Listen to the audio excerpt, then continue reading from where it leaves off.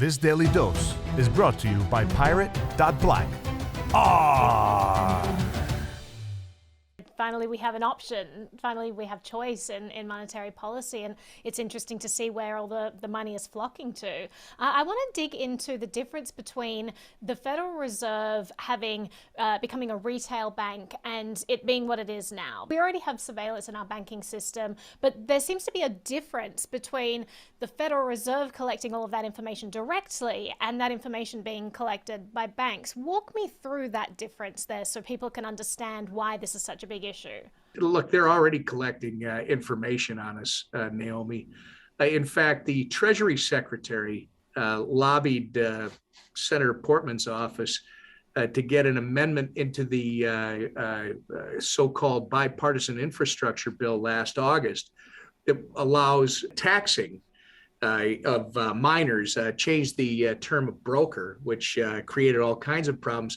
But on the heels of that, or at the same time, they wanted every retail bank to share with the Treasury information on banking transactions that you and I and every other American has that total a cumulative $600.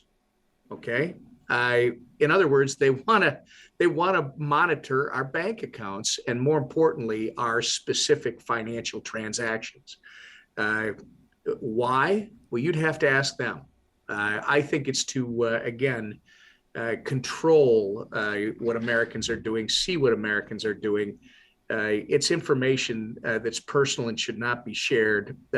This obviously would be the ultimate for our federal government if they could have a central bank digital currency, that they literally are the retail bank issuing accounts directly to Americans. You realize, Naomi, that would mean that Americans' financial data would be centralized and housed by the government. I mean, I told you that they want to reach into your private bank accounts and see what you're doing. And by the way, they already are. That bill, the bipartisan infrastructure bill, now requires this information when you're doing Venmo transactions and a couple of others. That has to be reported to the federal government. I don't think a lot of Americans know that.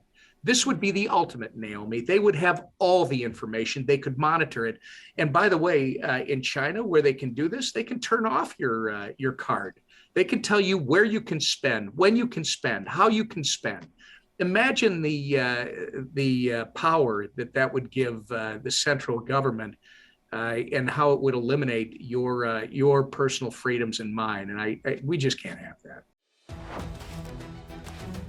Follow the treasure to Pirate.Black, because financial privacy today is freedom tomorrow. ARRR!